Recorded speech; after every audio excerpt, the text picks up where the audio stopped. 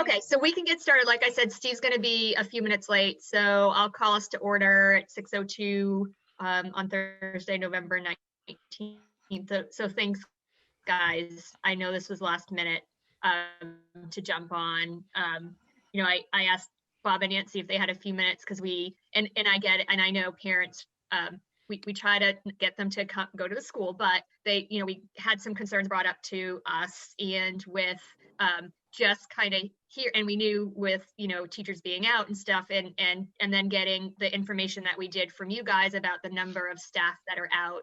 We just wanted to have a quick discussion, well, hopefully quick, on where are we with staffing? How many teachers do we out? And Tana, how are you doing? It's mostly like, are you guys okay? Do we need to, nothing's off the table, and I don't want us to get nervous to say, I mean, it's not a bad thing to put up the white flag and say that we're there, like right. We can't do this, we can't sustain this, and do we need to go remote in a class, in a grade level or a wing, or it doesn't necessarily have to be the building, and we have that leeway. And and now with some of you that I know, a lot of you weren't on, he was just talking, so Mark does the numbers for us every week, and he texted us a few minutes ago. So with the right, so Millis is up to 18 cases, Franklin's up over 106 cases, Medfield's up over 30 cases. So it's blown up this week, the COVID reporting. I think the percentage positivity rate, Mark, was like 16% or something like that. So are we at that point where we say we're not comfortable, or so prior to about an hour ago it was about staffing, but now with that added knowledge, again, I'm going to go back to what we had talked about the other day. We have this unique opportunity with the Thanksgiving break coming up to have a pause. Do we do that? Is that the right thing to do? And I guess we just kind of wanted to talk through that, and especially, and I know we didn't ask the middle school, high school admin team here, because it seems like this is more focused on Clyde Brown. So I'm going to stop there because I just talked a lot. Maybe we can start off with can you just give us an overview on where you were today with staffing and where we think we're going to be tomorrow? Sure. Tomorrow we have one less person absent than we had today. So tomorrow looks better. But when I went home last night, I was looking at the same situation for tomorrow like I am, today. So things happen overnight that, you can't know until you get there. But we are looking better tomorrow than we did today. We had 7.6 people out today. We were able. Do you want me to share the doc you created, Tana? Sure, if you want to. I'll do the screen share for you. We had a number of people out today, and it was busy, but we were able to make it work. We did have to pull 2 of our tutors to make it work, but it sometimes you have to do that. I would not want to do that every single day, because that is pulling away from some gen ed supports, general education supports that we are very fortunate to be able to offer to our students. I will not be pulling special education paras because that's protected by law, and I want to make sure our special education students receive the minutes that they are entitled to and their IEPs are designed for. So I would not be pulling paras to cover special education paras to cover classrooms. So I am looking at everyone else as viable, and unless they're a classroom teacher. So we start with our subs. That's our first tier. As many subs as we can call in. We do. This week was a really good week for subs. We had our facilitators plus 2 additional substitutes that we were able to use. Next week, I don't know what next week will look like, whether we'll have the 2 additional subs or not. So that's kind of where we are. Nancy, did you get? Yeah, Dave, I asked Dave if he could turn on screen share for me, but in the meantime, I shared the doc with school committee. And let's see, Bob and Terry, I'll share it with you now too. So I don't know, Dave, if you can hear me, but I was unable to screen share. Oh, should be good now. Okay, so. Thanks, Dave. Okay, yeah. Let me see if I can.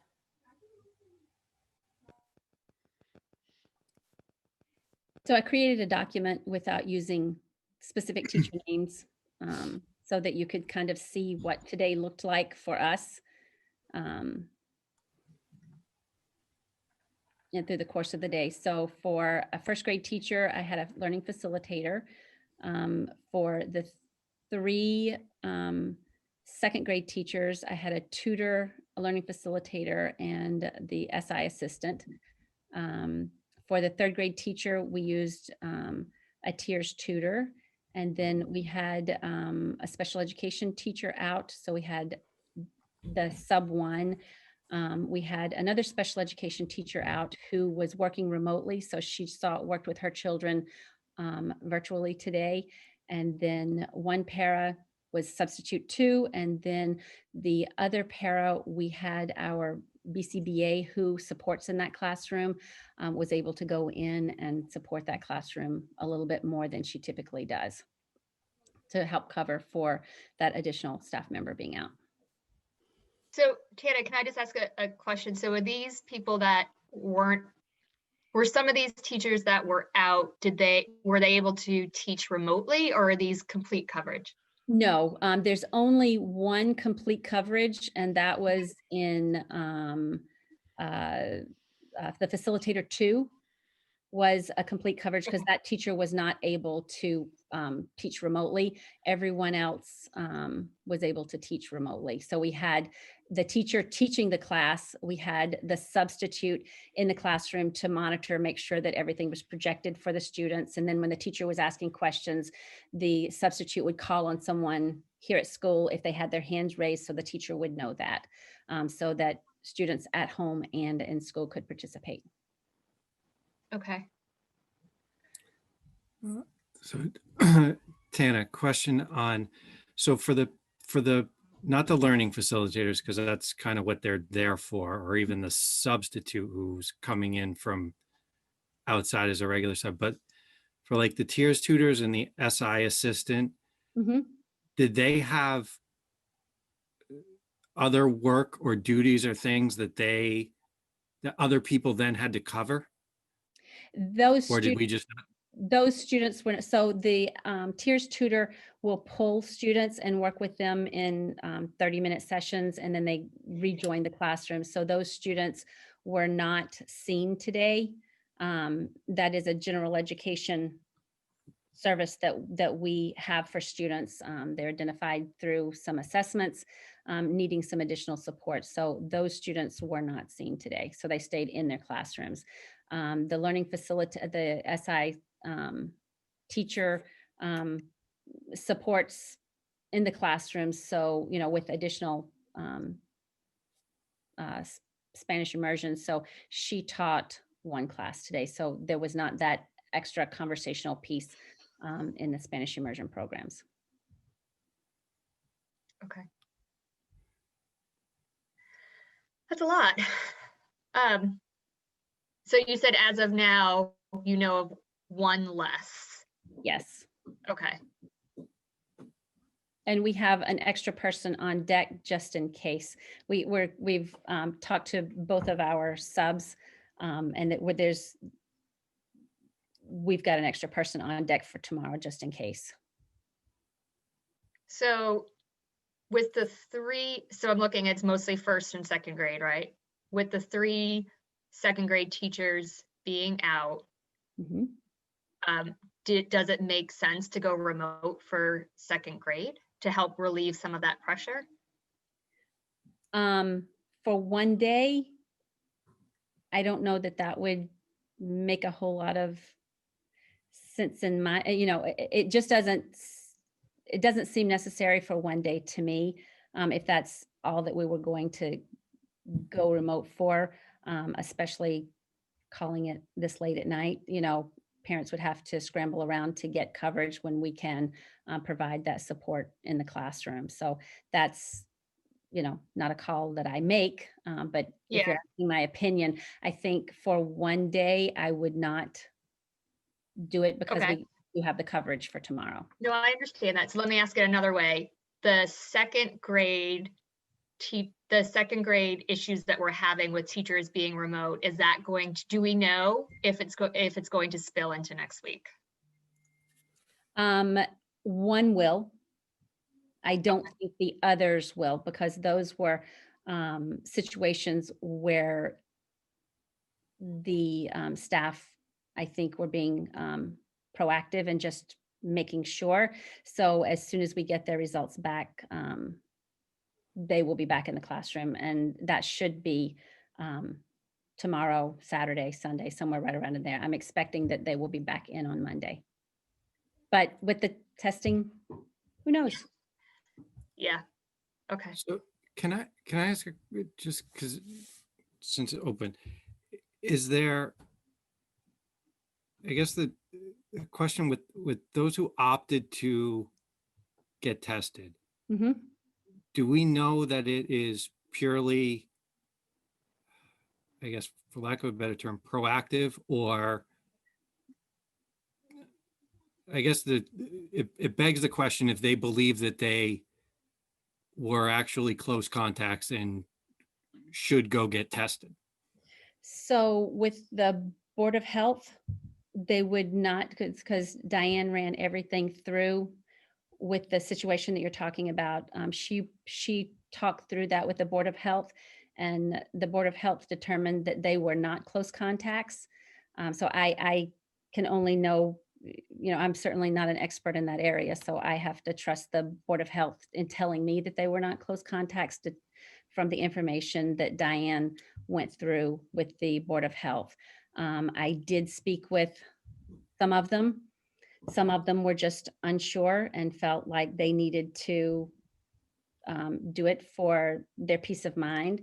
One said, I have a little bit of congestion, or whatever it was, they wanted to be tested. And I said, okay, we will make sure that we've got coverage in your classroom. Will you be teaching? I always ask, if they're doing it proactively or making the choice because they're anxious or nervous about getting tested, I always ask, are you able to teach remotely?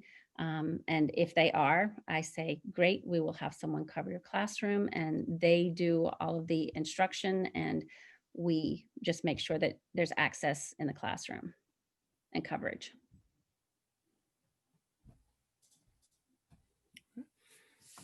But I did not speak to every single one of them about their situation.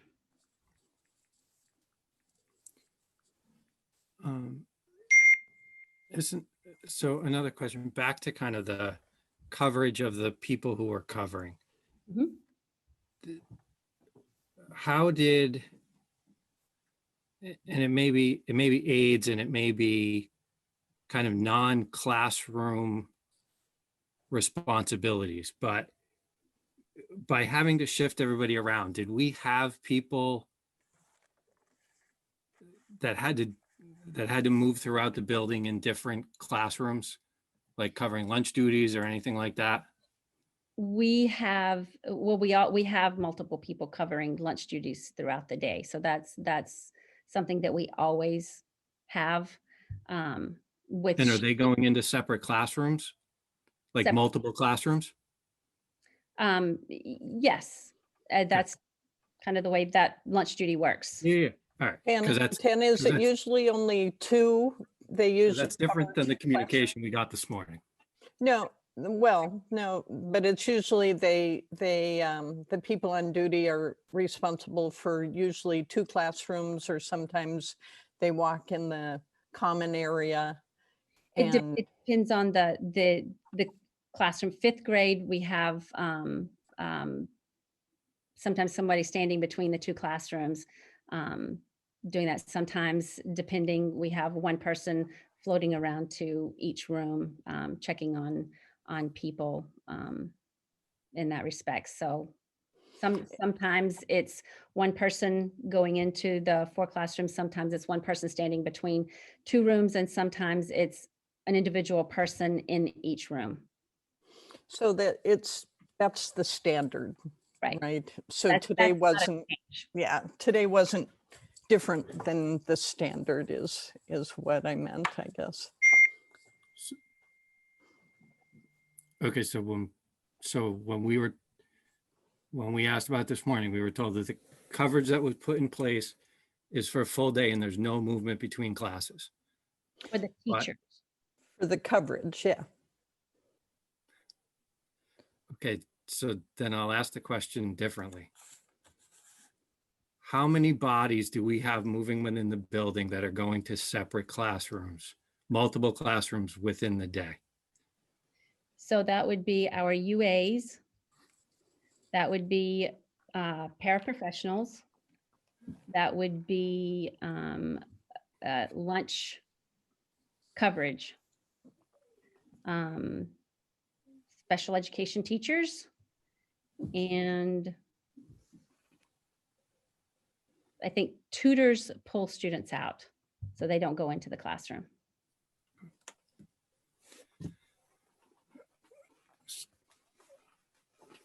So I guess, so we have a fair number of people moving into multiple rooms throughout the day, which is just the norm. This is, it's That's just normal. yeah, but we do. Yes. It's just a fact. So we just, I think it's important for us to all acknowledge that we have multiple people moving throughout the buildings in a building where it's been decided that every classroom is a close contact to themselves. So Every primary classroom so far, not every classroom, is my understanding with the Board of Health. That primary teachers, by the nature of working with young children, that they are by definition close contacts. I guess since we haven't, I don't know if that's the next step, we need to talk it through with the Board of Health, what it might mean for 3rd, 4th, and 5th, the intermediate grades. I think that's a good conversation to have. And I think what Mark's trying to, one of his points is even in the primary level, if you have somebody facilitating in the classroom that's not their teacher, and if they're in there for longer than 15 minutes, because that's within the times period, and can we really designate if they can we really say for certain that they're not close contacts, right? I think that's what we're going to end up. Listen, we hope that we weren't going to get here ever, right? But we all kind of knew we were going to. So we've kind of gotten our first taste of this. The cases now have doubled in Millis practically, and it's not going to get any better in the next couple of weeks. So if we're able to hone this in a little bit, I think that's what we're trying to get at, right? We're trying to keep everybody safe. And I know what, we have guidelines from DESE, we have guidelines from the Board of Health, we have guidelines, but can we 100% certain say that if somebody going into a classroom to cover lunch is not getting close enough to the kids for a longer period of time, or is getting close to the kids for a longer period of time, which then we should consider designating them as a close contact. I think does that, Mark, am I saying that right? I think we're concerned with, I know it's impossible, right? Movement in the building's going to happen. And we're a little concerned about the movement. And then when we do have an incident, do we have to start looking a little broader to make sure that we've covered everybody, that there could be a potential exposure? So when with the last incident, Diane had the information of everyone who was in that room at, so all of that specific information was given with the Board of Health. And again, I don't have anything to say about Yep. what they determined, and they determined Yep. that those people were not close contacts. I can tell you that at lunch, people are maintaining a safe distance. They may have to go in and help for a second, and then they're stepping away. I think everybody is very conscious of being protective of themselves and others, so that people aren't staying really, really close for extended periods of time in those situations. So I can confidently say that people are not maintaining 15 minutes of super close contact. They'll go in, they help, they step back, they wash their hands, so it's people are being very cautious. So I can, when somebody goes in to help someone, then they wash their hands or they're using Purell before they do anything else, so that, if the next person needs help, they have already cleaned their hands so that there's no spread of anything. And thank you. To I'm the best we sure know. that, yep. So I guess I'm going to segue in just to my next question is, so tomorrow morning comes and you have 3 more call outs. And so how do we, I guess my question is, at what point, or do we know how to switch? So, because we're gonna have that day soon, right? Mhm. Where all of a sudden we tonight it looks like we're able to handle it. Tomorrow morning, all of a sudden you have an oh crap moment. Do we need to prepare parents to say, are we sending kids home right home? How do we handle that? What's the plan? Are we calling Bob over at the high school and say send some kids out? Like, what are we doing? So this morning I texted Bob and Maureen and said, this is the situation I'm in. I just want to give you a heads up. I may need to borrow a sub. So I did reach out to them. I didn't have to take anyone from their building, but I did alert them to the situation because I wasn't sure how it was going to work out. Jane Leota is really great at helping me manage that piece of things and looking at things to see where we can get people to cover. So for tomorrow, I feel relatively confident. Again, if I get 3 people tonight, I'll be calling Nancy and Bob and saying, I don't know if I can cover it. So at some point, yes, there may come a time, but I don't know that we're there for tomorrow. Right. Oh. And what we've done proactively, we were able today to get more granular groups in School Messenger. So the robocalls can go to a specific grade level only. So I like to make those phone calls like in a snow situation or something. I like to give parents a heads up the night before, but if we can't, it can be at 6 a.m. tomorrow morning. Tana and I touched base last night and then again early this morning with Jane to see if there were any additional subs needed.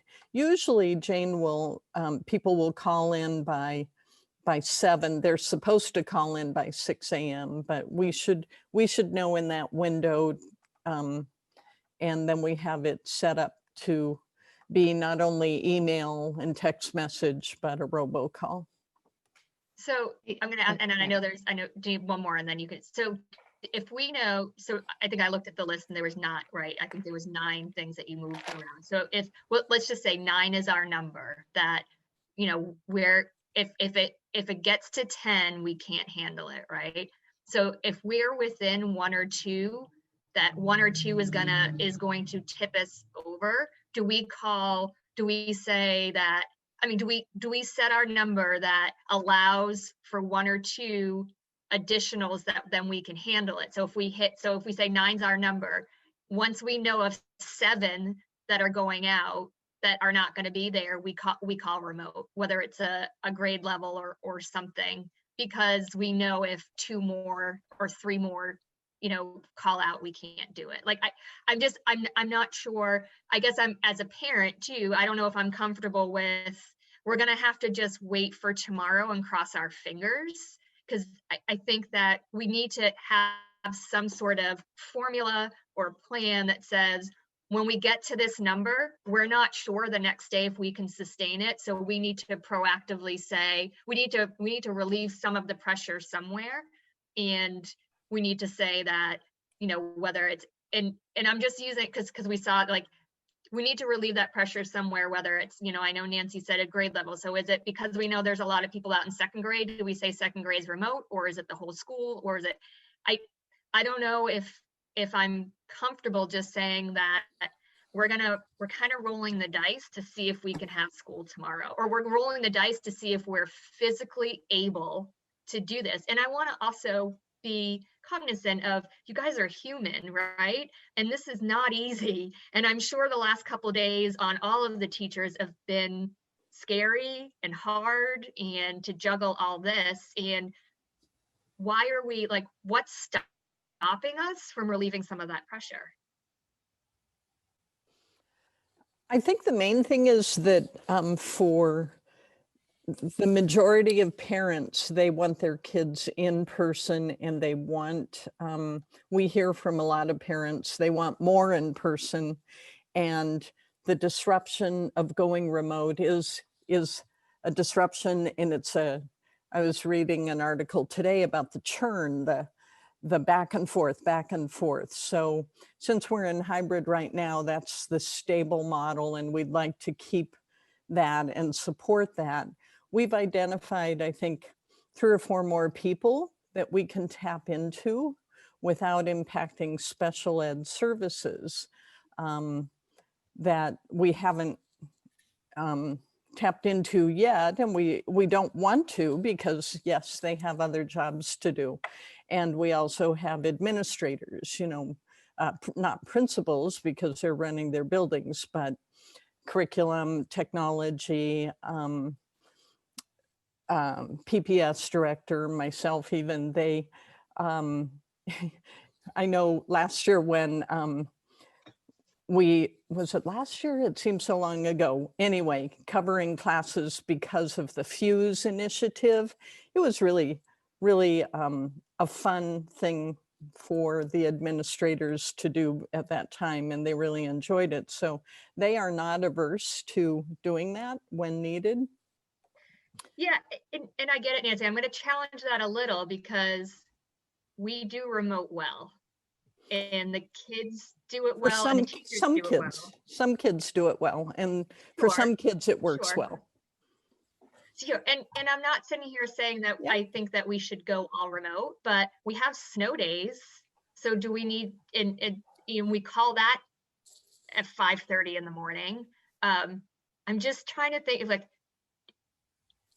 at what point do we say we need a day, or we need we need a day, we need 2 days, like what? And trust me, like my kids in cohort B, I want them in school tomorrow, right? I have meetings, I have, but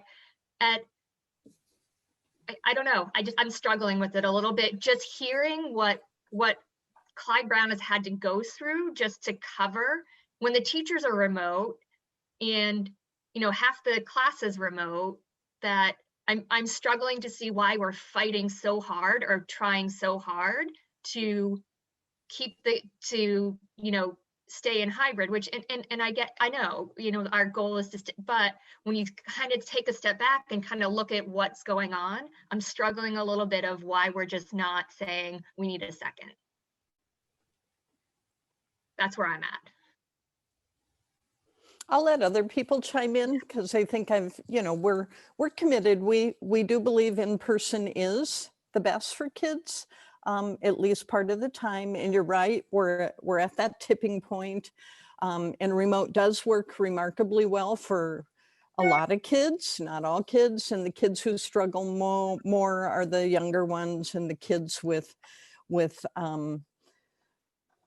more struggles in general, more academic struggles. And then the parents who struggle more when we go remote are more working parents who don't have an option of working from home. So I guess, feel free, anybody else, if I, because that's my perspective. And I think it's kind of, and Tana said it earlier, you know, we can get through tomorrow, but if this were a long-term thing, then, this system, this way of doing it isn't sustainable. Right. But for a day, and to have someone in there with the kids who are in school while the remote teacher is instructing, that enables those families who have real childcare issues to get the kids into school and to know that they're going to be monitored while they're, zooming in with their teacher who's teaching remotely. But it's not sustainable, but, for Friday, if we think we can get through, and then you're right, if at, at 6 a.m, all of a sudden we have 3 more people out, maybe it is then like that snow day where the snow falls between 5 and 7 and we're like, uh-oh, And I can let Nancy know Sunday night where we are with those teachers who have not given me, let me know that they've received their results or not. I can, Sunday night, I could let Nancy know where we stand with who would be back and who would not be back. Yeah, I just don't want us to feel that if we come back and say, hey, we need a minute, we need to go remote, that it's a bad thing, because it's not. If we need to do it, we need to do it. And I agree with you there. I just Yeah, I don't think there. I've talked a lot. Does anyone else on the committee want to? I do. So as we think about where we are, and I think because it's the first time, right? So now we have COVID in a school, we have other people that are out, maybe or maybe not as a result of COVID being in the school, whether it's out of safety precautions or they just their own health, they weren't feeling well.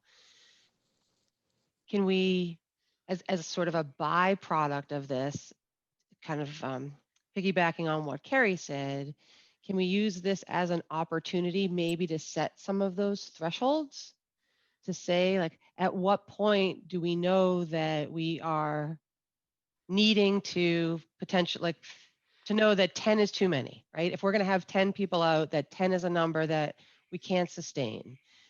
So that as we navigate through this, because it certainly won't be the last time, but that there's sort of some metrics that we take a look at to say, okay, like, all right, now we're at 8. And now we're yellow, right? Like we're staffing yellow or whatever that is, so that we can say, like, maybe we could get a little bit of visibility into that. And I'm not saying it's going to make the call happen any faster. It's just a little bit more of a process around making that call. And then the other thing I was wondering is if in our consideration of how to cover is one of our guidelines, are we trying to not borrow from other schools if we can avoid it? I know, like, I think of sort of like a cross contamination, right? I know we're doing it anyway because music goes back and forth, like UA goes back and forth. So I know we're doing it.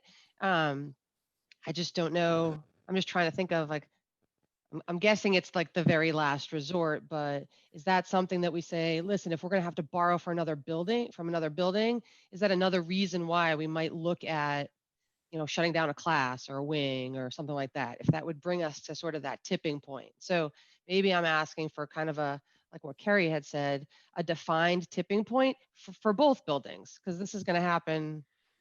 Hopefully it doesn't, but it has the potential to happen, so that as we start to get to that, we have our own, like, we have metrics for it as the district. We don't have in-school metrics from a staffing perspective to say, hey, we're like in the caution period here and we're getting close to maybe having to make a call. That I agree with you about trying to identify a tipping point. The struggle that I have with it is because I don't know week to week how many subs I'll have available to me through Smart Find. So if we set 10 and I don't have the 2 extra subs, then that changes the number because the number has to go lower because I don't have those subs. So does that make sense? So- Yeah. And maybe it's, we say like, we have a max, right? So like, I think we know where we'll max out on the subs, and maybe we don't. Maybe we know like our pool of subs maxes out at 10. I'm just picking a number. Yeah. And maybe it can go based on what you were saying, Tana. If you know for that week you only have 8 subs available, okay, so the number for that week now automatically goes to 8 because we know we only have the 8 subs. I'm just trying to, I don't know. I feel like I'm admittedly trying to throw a little bit of extra process around this from a visibility perspective to try to help manage it. Cause it's, I mean, So you guys I- certainly haven't done what- this before. Like it's new for all of us. So I'm just trying to figure out some things that maybe might help. I think too, if the administrative team can talk this through, it might matter a little bit who's out, but maybe not. And I'm just throwing that out because classroom teachers are one thing, there's, but we can talk that through and try to figure out, some, as you say, some tipping points or thresholds that might be, a loose guideline that, Yeah. that where we definitely, as we've been doing, Bob and Tana and I have been, talking a lot about it. And so it hasn't, knock on wood, it hasn't occurred yet at the middle high school, but it will. I think we all know that. And so to kind of figure out, well, classroom teachers are one thing. What about paras and what about others that are out rather than just having a generic kind of 10 people out? But certainly it is, I think, especially after Thanksgiving, and as Kathy Lannon said on our call the other day, she thinks it's the second week after Thanksgiving, that second week of December, that will be perhaps a week that warrants, where there's kind of an explosion. Yeah, Well, but you'll be able to sub, Nancy, starting December 1st, right? that's right. That's right. We're hiring her on. Absolutely. We're hiring her on. I think Denise, you're on the right track. I do think that you're talking about a metric that probably is, and for lack of a better term, net body loss. Yeah. Because if we had 10 subs right now, I don't think we'd be having this discussion. Right. But we don't have 10 subs right now. Yep. And that's part of the issue. And I know Bob, for example, has suggested, and albeit I think we'd have to have some qualifications to this solution, in that he suggested, for example, with college students coming back, that may be a labor pool for us. But I think, for example, we'd have to require testing before we could conceivably allow, that labor pool to exist for us. And there are some others that I've thought of, but again, it may be the same thing, that we need to require testing before we can employ some of these folks. But I do think that's part of your metric that you're talking about is kind of a net body loss. And I think Nancy touched on a point too. It kind of depends on who it is. If a teacher is certainly one very important class, but other people have different roles and may or may not, for an individual day, need to be backfilled. Now, in a longer term, obviously they do, but for an individual day, perhaps they don't need to be. Teacher obviously does need to be. Yeah. So on the teacher point, have we had any feedback from the teachers? Like how are they doing? Like, I know it's stressful on the admin team because you guys are trying to shuffle all the pieces and the folks. Have we heard from like, has anybody, how are they holding up? Because I know colleagues are out, and I know we were health and safety people from, I think Stephen Carey had shared some feedback, just a little bit, that was shared at the last health and safety meeting from the teacher rep that sits on health and safety, that there's some anxiety there. So how is that? And do we need, Carrie had mentioned like taking a little of the pressure out. Um, do we need to consider it from a mental health perspective for the teachers too? I don't know if They, we've heard anything from the teachers at all. I have spoken to some of them. They, each individual, there's a gamut. You've got some who are taking things in stride a little better than others. But we definitely, there's definitely heightened anxiety around it, as I think would be understandable and with what's happening. So there is some heightened anxiety. I would say at the high school level, I mean, we're not experiencing this type of staffing issue, and we can handle things a little differently in terms of coverages than the elementary school's been able to do. I would say that, like Tana, there are some staff at the high school level that are, maybe a little more anxious than others. But generally speaking, I think the Clyde Brown staff is dealing with some things that the middle high school staff is not dealing with. And I think at the high school level, I think there's a greater possibility of it not being a staffing issue, but what we're seeing in other high schools is, kids getting it. And because we move around, if we had to have some kids quarantine, our numbers would be bigger than the numbers of kids that would have to quarantine, at Clyde Brown. So I have a question about something that Nancy, you said, and you said it a couple times. Obviously, all in is best for everyone, and that remote is not the best situation. We're in a remote or we're in a hybrid because we have to be. We can't get our people in. So what are you doing?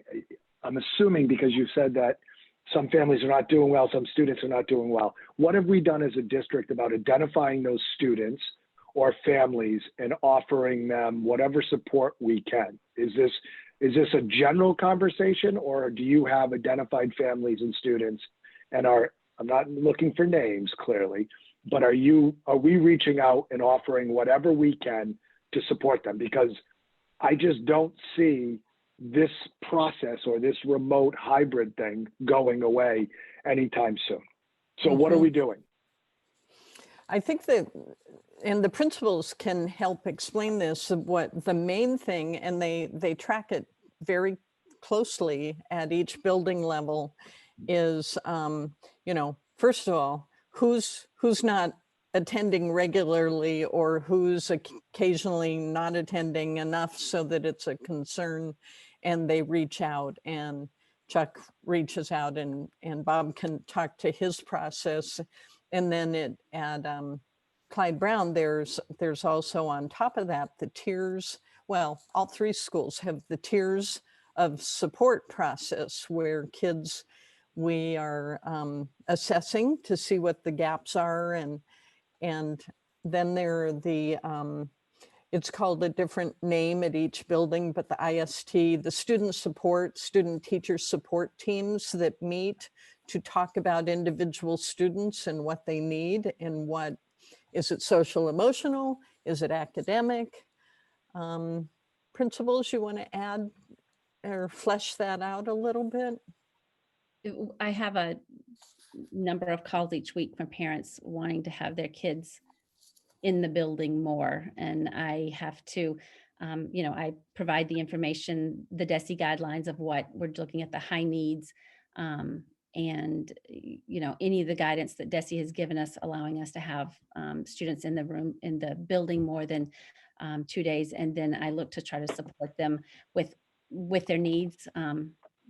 when it opens up beyond the DESI guidance, I've had to say that's a school committee decision because we're going with following DESI's guidance right now. And most parents have been understanding that we're following DESI's guidance. If it's a connectivity issue, we're getting them hotspots. If it's a technology issue, we're trading out their Chromebooks or iPads within hours typically. So we're doing everything we can, other than getting more kids in the building. So we're calling, my assistant principal counselors are reaching out to students and having sessions with them to help support students' anxiety as well. So that's. Thank you. That's helpful. We're doing everything we can except opening up the doors to go beyond DESI's guidance. I didn't have any doubt, but I just want, it was nice to hear what we're doing. Yeah, and same situation at the high school and middle school, with we have counselors who are able to reach out and teachers, reaching out to kids. But I have to say there are some kids who, we just had first term end, and we have some kids whose grades I have no doubt would have been better if we were all in. No doubt in my mind, and we're going to be looking closely at that to see, to make sure no kids, slip through. When's the last time we did a parent survey? So we're 2 months down. Maybe it's time to do another survey to find out, and a staff survey. Maybe we should re-up them, and now that we've done 2 months of hybrid, I think it's time. I don't know how others feel about that, but I bet you some of the same we could use some of the same questions still, but also to kind of how is it going, what's going on. That would be a good way to give the teachers and staff voice, to give parents voice on what they're feeling, and get some feedback. And they may be more likely. We use their email, so it's not truly anonymous, but oh well.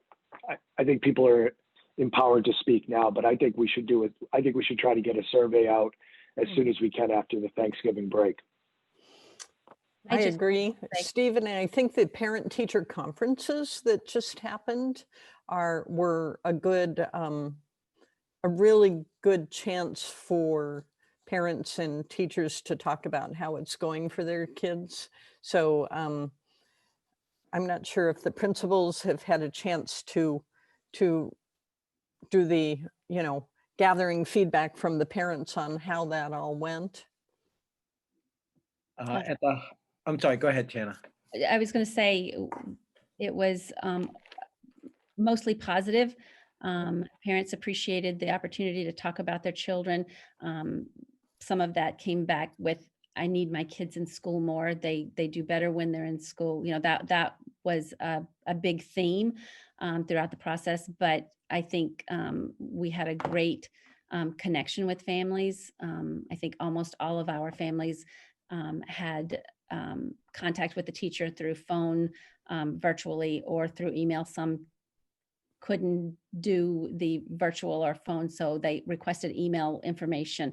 So I think we had a really strong turnout for our parent-teacher conferences. And I think all in all, I had a lot of positive feedback from the staff about how they went. But the negative piece of it is a lot of parents are wanting their children in more. I'd say at the high school, actually, the evening conferences are happening right now from 6 to 8 in the high school. Traditionally, our parent-teacher conferences haven't been that well attended. We have great attendance at open house, but parent-teacher conferences haven't been well attended. This year has been the highest rate of parent participation. And just as Tana said, mostly positive. And one of the positive things that's come out for parents is that having it virtual, they don't have to dedicate one night to it. They can, see one teacher during their lunch break. They can make an appointment with another teacher at another time. So that's actually improved, but certainly, when a parent says, my daughter would do better if she were in 4 days instead of 2, I can't argue with that. That's true. And, hopefully we're working towards that. And we'll be there at some point, when there's a vaccine that is widely used and, so. And Steve, I did do a staff survey that I'll be looking at the results. I did that yesterday, so I'll be looking at the results tonight or tomorrow, just to get some feedback from them about how they're doing and how things are going for them in the classroom as teachers and personally. So I did send out a just to my staff an email, a Google form, sorry, just to check in Okay. on. So, and I don't want to take too much more of your time. I know we've been talking this out for an hour, and eventually we have to come to a conclusion. So and this is me, and we can ask the rest of the committee. I'm not ready to force your hand on remote for tomorrow. I think we're there though. I think if this was Monday or Tuesday or even Wednesday, I'd say you guys need to do something.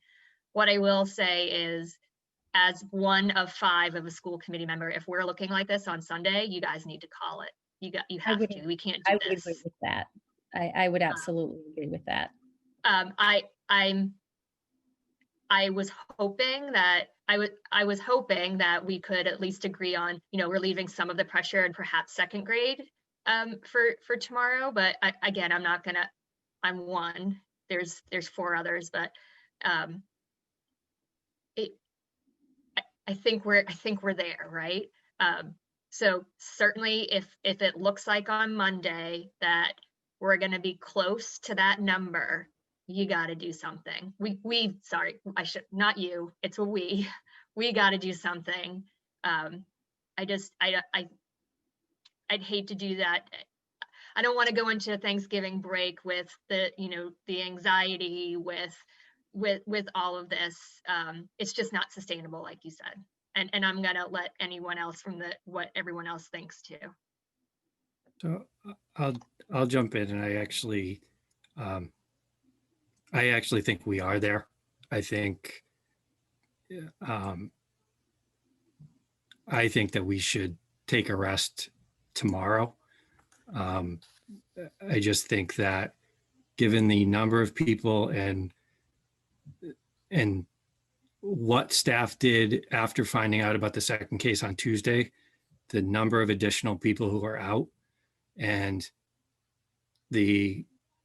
what I know of the number of people who went from just wearing masks on Monday to masks and face shields yesterday to, the vast majority of the building in Clyde Brown being in masks and face masks today.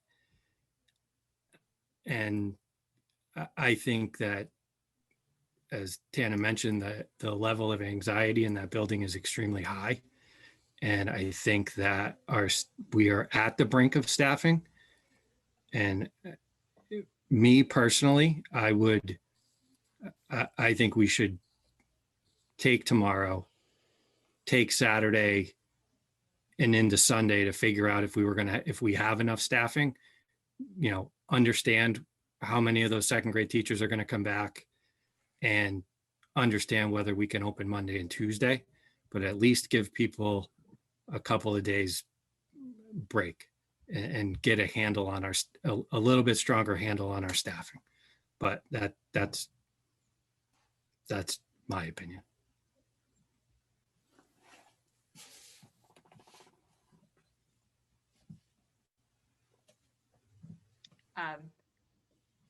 We're going around the horn. Yeah, I mean, I don't know. Yeah. No, it's fine. I'll Yeah, go ahead. I will speak up. So I really do want to leave the decision. Like I heard Tana tonight say that based on how the numbers look tonight, that for tomorrow, it looks like it's all manageable, and then it'll have to be reevaluated in the morning. Um, you know, somebody already said it, like I sort of liken it to the snow days, but I guess I would postscript that with this instance, it's like the snow days. I think it's going to be hard to have this be a repeatable model of like we're making a call on the morning of for the day of over and over and over again. So it's the first time. Totally, I understand it. So I am similar to what Carrie said. I'm good with tomorrow, and then revisit. I guess I would ask for maybe some visibility on Sunday as to how things are looking for Monday. So I agree with what Carrie said. You know, if we're in a similar situation on Sunday, it definitely feels like we should do something to take a little air out of the tire. I'm willing to give you guys tomorrow. I agree with that, but I also think that if you have any concerns at 5 o'clock or 5:30 in the morning or 6 o'clock, you should not hesitate. I was late to the call. I apologize, but I saw that the document and I saw the amount of people that were out. And we are right on the edge, right? And so I'll defer to you that you can get through tomorrow if everyone from today comes in. But if you find out, you could hang up from this and you could get an email or you could get a phone call and saying, I know 2 people are going to be out, and that may tip it over right then. So I wouldn't, I'm okay with trying to do tomorrow, but I think if anything changes between now and 6 a.m., I don't think you should hold on to try to get through. I think you got to make a decision. We have to make a decision. So I think we're precarious. We're on the tightrope right now. And I think we are very close to tipping or falling off. So I think it's a question of, but I agree, we really need to look at Sunday into Monday. And there may be a point of maybe Monday and Tuesday, even if things are still kind of there, but it may not be the worst thing to give the building a little break into some breathing room. But I know we have to get through till tomorrow before we worry about Monday, but that's where I stand on tomorrow. Robin, do you want to chime in? Sure. So I guess I would say that if you think that you can cover the classes tomorrow, I agree with what Carrie and Steve and Denise had said. I just want to make sure that the staff is like mentally and emotionally okay to be dealing with this and teaching the kids and teaching them well. Like there's a point where the teaching and learning is suffering when we're trying to keep the kids in place in the building, because that's best for the kids. But when the morale is down and the emotional stress and drain is on the teachers, like it's hard to be a happy teacher and teach them. And I am 100% speaking from what I am dealing with personally right now in my space. And, like today I just took the class, and like all my classes, we just talked about how everyone was doing like their mental health, and like the kids are stressed out. Their kids are just, I teach high school, so it's a little different. The kids are just as stressed out about the cases in the coronavirus. And it's easier to shield the elementary school kids for sure, but the teachers are human. They're going to have breaks. And so I would also look at the equity issue too on Monday and Tuesday. That's one cohort and they get to be in and the other cohort doesn't.